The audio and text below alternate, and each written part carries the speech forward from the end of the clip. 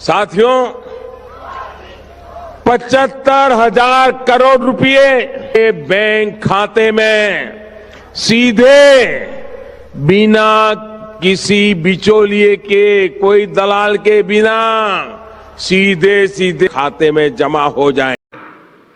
इस योजना के तहत बिना गारंटी मांगे 3 लाख रुपए तक का कर्ज मिलेगा, आपका ऋण मिलेगा। चलिए दोस्तों, आपको जल्दी से बताता हूँ ई श्रम कार्ड की अपडेट। यहाँ सरकार के हिसाब से ऐसे बहुत लोग हैं जिनका अभी तक डाटा सरकार के पास नहीं है। तो अगर आपको इसका पैसा नहीं मिला तो आपको क्या करना है, चलिए मैं आपको जल्दी से बताता हूँ ताकि आपका वक्त जाया ना हो। तो प्लीज़ लाइक शेयर और सब्सक्राइब अभी कर दें और यहाँ पर हम आगे बढ़ते हैं इस वीडियो में। तो आप जानते हैं कि इस वजह से सरकार को पता नहीं चलता कि सरकारी योजनाओं का लाभ मिल रहा है। तो आपके यहाँ जो है पूरा डाटा नहीं पहुँच पाता। अब ये नहीं पहुँच पाता क्यों? क्योंकि इसका सिर्फ एक ही कारण होता है। वो सबसे बड़ा कारण है कि आपका जो है EKYC, जी हाँ EKYC यहाँ नहीं होता, जिसके कारण यहाँ आपका डाटा सरकार तक नहीं पहुँच पाता। अब इसके लिए क्या करना है, आपको EKYC करनी है। वो कैसे करते हैं अपने मोबाइल पर, वो मैं आपको बताऊंगा। ठीक है, ये एक अनूठी पहचान संख्या है जो सरकार को असंगठित श्रमिकों के कल्याण पर नजर रखने के लिए, निगरानी करने के लिए बनाई गई है।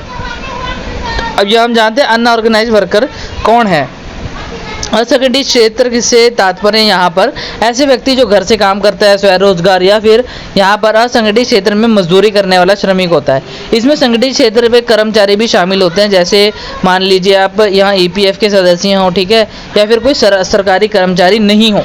अब इसके लिए पात्रता क्या होती है? सबसे पहले तो आप असंगठित श्रमिक हो जिसमें आपके पास कोई भी सरकारी यहाँ पर वित्त पोषित की सदस्य ना हो। उसके बाद आपकी उम्र जो है 16 से लेके यहाँ जो है 60 के नीचे हो। आपको आयकर दाता नहीं होना चाहिए और यहाँ भारत का निवासी हो। आयकर दाता यानी कि आपको अभी तक इनकम टैक्स आप कुछ ना भरते हो। अगर आप भरते हो तो आपके लिए नहीं है। अब इसके फ़ायदे क्या है जरूर जान लें। हम यहाँ पर 2 लाख रुपए का आपको जो है यहाँ पर आपको मृत्यु के अगर ना चाहे हो जाती है तो उसमें हम 2 लाख की वित्तीय सहायता मिलती है, जिसमें विकलांग व्यक्ति को 1 लाख की मिलती है। प्रधानमंत्री श्रम योगी मानधन योजना के तहत यहाँ 3,000 रुपये मासिक पेंशन मिलता है, ठीक है, और साथ में यहाँ रोजगार भी दिया जाता है, यहाँ प्रशिक्षण और साथ में मिलेगा आपको। साथ में सरकार यहाँ प्राकृतिक आपदाओं या महामारी के समय पर आपको आपातकालीन स्थिति के दौरान रजिस्टर्ड श्रमिकों को वित्तीय सहायता भी प्रदान करती है। अब यहाँ आवश्यक जानकारी ये है इसमें सबसे ज़्यादा कि आपका जो आधार कार्ड है मोबाइल नंबर से लिंक हो और आपके पास यहाँ IFSC कोड के साथ जो है बचत बैंक खाता संख्या हो जो आपको सही से भरनी है। अब रजिस्टर कैसे करना है और साथ में यहाँ EKYC कैसे करनी है ये मैं आपको बताता हूँ, जिसको वीडियो में ज़रूर देखिएगा। और अगर आपको यहाँ इसका लिंक जानना है कैसे आप भी कर सकते हैं तो अब यहाँ पर मैं आपको पोर्टल दिखाता हूँ। ये रहा पोर्टल, इसका जो लिंक है आपको वीडियो के डिस्क्रिप्शन में मिल जाएगा, तो आप वहाँ जाके भी चेकआउट कर सकते हैं। आप कुछ ऐसी वेबसाइट पे पहुँच जाओगे। अब यहाँ पर आपको क्या करना है, रजिस्टर और ई श्रम पे अपडेट पे क्लिक करोगे तो आप ऐसी कुछ साइट पे पहुँच जाओगे। जैसे आप यहाँ पर पहुँच जाते हो, आपको क्या करना है, ये 3 लाइन पे क्लिक करना है। अब यहाँ पर जैसे आप इस पर क्लिक करोगे आपके सामने ऑप्शंस आएंगे और यहाँ UN नंबर आएगा जो कि है आपके ई श्रम कार्ड पे लिखा होता है। ये नंबर बहुत ही ज़रूरी है। अगर आपको नहीं पता ये नंबर कहाँ से मिलेगा तो हमें कमेंट्स में बताएं, हम आपको बताएंगे। बाकी आप क्या कर सकते हैं, अपने मोबाइल नंबर से लॉगिन कर सकते हैं। ऑलरेडी रजिस्टर तीसरे नंबर पर क्लिक करने के बाद आपको क्या करना है, यहाँ पर जो ऑप्शन आएगा उस पर अपडेट प्रोफाइल पे क्लिक करना है। अब आपको यहाँ अपना मोबाइल नंबर डालना है। अब याद रखिए अगर ये आधार कार्ड से लिंक नहीं है तो प्रॉब्लम बहुत आने वाली है, तो आधार कार्ड से लिंक ज़रूर करके रखिएगा। ये डालने के बाद आपको OTP डालना है जो आपके आधार कार्ड पे आ जाएगा और उसके बाद आपको यहाँ पर सबमिट पे क्लिक करना है। सबमिट पे क्लिक करते ही आपको वही आधार कार्ड का नंबर डालना है जो कि मोबाइल नंबर से लिंक हो। 12 अंकों का जो आपका आधार कार्ड है उसको डालना है। 3 ऑप्शन चूज़ कर सकते हैं, अपने आँखों का स्कैन, फिंगरप्रिंट स्कैन या OTP सबसे बढ़िया सरल एक वे रहता है। आप सरल तरीके से इसे कर सकते हैं। जब OTP डालोगे तो आपको OTP आएगा, कैप्चा भरना है जो लेफ़्ट साइड में लिखा है GJB5UO करके, आप देख सकते हो। उसको सेम एज इट इज़ भरना होता है। वो भरने के बाद आपको OTP प्रदान किया जाएगा सरकार के पोर्टल के द्वारा। अब यहाँ पर आपको बस वेट करना है और जैसे आप करोगे अप्लाई तो यहाँ पर आपके सामने आपको यहाँ पर कभी कभी क्या होता है वापस कैप्चा भरने को आ जाता है, क्योंकि टाइम जो है वो निकल जाते हैं। यहाँ टाइम स्लॉट होता है अगर आप देरी कर देते हो। अब यहाँ देखो आपने भर दिया, आप देखो सामने सेकंड में आ रहा है 112, 111 सेकंड, ये सारा कुछ आ रहा है। अब यहाँ देखो ऊपर OTP आ चुका है हमारा, हमने OTP को अब भर देना है। जो OTP हमारा आया है हमने भरने के बाद उसे वैलिडेट करना है। ध्यान रखिएगा ये प्रोसेस जैसे जैसे मैं बता रहा हूँ वैसे वैसे ही करना, ठीक है। उस लिंक पे जैसे आप क्लिक करोगे आप अप्लाई कर सकते हो यहाँ पर। ना केवल आपको ई श्रम कार्ड के बारे में बल्कि वहाँ आपको अधिक जानकारी इवन सरकार की जितनी भी स्कीम है सभी के बारे में पता लगेगा। अगर आपको लोन चाहिए उसके बारे में, आपको कोई भी यहाँ वित्तीय सहायता चाहिए वहाँ की जानकारी मिलेगी।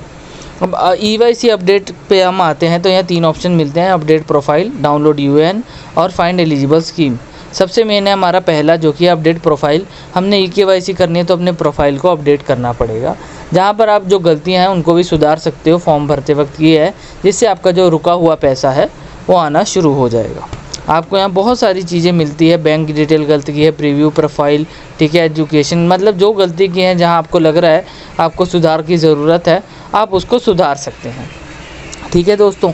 अब आपको यहाँ पर क्या करना है, आपको अपडेट प्रीव्यू पे करना है। अगर आप जब चेंजेस कर लेते हो सारे तो प्रीव्यू यानी कि जो आपने चेंजेस किए क्या वो सही है कि नहीं वो एक बार ही देखने के लिए। क्या पता आप वहाँ भरने के बाद वापस अप्लाई कर दो और फिर कोई गलती निकल जाए, तो प्रीव्यू होता है चेक करने के लिए, ध्यान रखिएगा। और हाँ, आपको किसी को भी 1 भी रुपये देने की ज़रूरत नहीं है इसको करने के लिए। बस आपको एक चीज़ की ध्यान रखना है, जैसे ही आप ये चीज़ कर लेते हो 3000 रुपये आपको आना शुरू हो जाएगा आपके बैंक खाते में। और असम, मेघालय, अरुणाचल और मध्य प्रदेश के कई लोगों ने ये चीज़ किया हमारे सब्सक्राइबर ने, और उनका यहाँ पैसा जो है आना शुरू हुआ। लेकिन आप यहाँ कहाँ से देख रहे हो और आप कहीं इन्हीं जगह से देख रहे हो और अभी तक आपको इसका लाभ नहीं मिला तो हमें कमेंट्स में बताइएगा, ठीक है दोस्तों। अब आपको मैं एक और चीज़ बताता हूँ जो कि आपको काफ़ी कम है पता होगा। अगर आपने यहाँ तक देख लिया तो बहुत ही बढ़िया, क्योंकि अब ये चीज़ मैं आपको बताऊँगा क्योंकि यहाँ पर आपको जो है इस कार्ड का अगर आप अप्लाई करते हो तो आपको 2 लाख रुपए का बीमा मिलता है।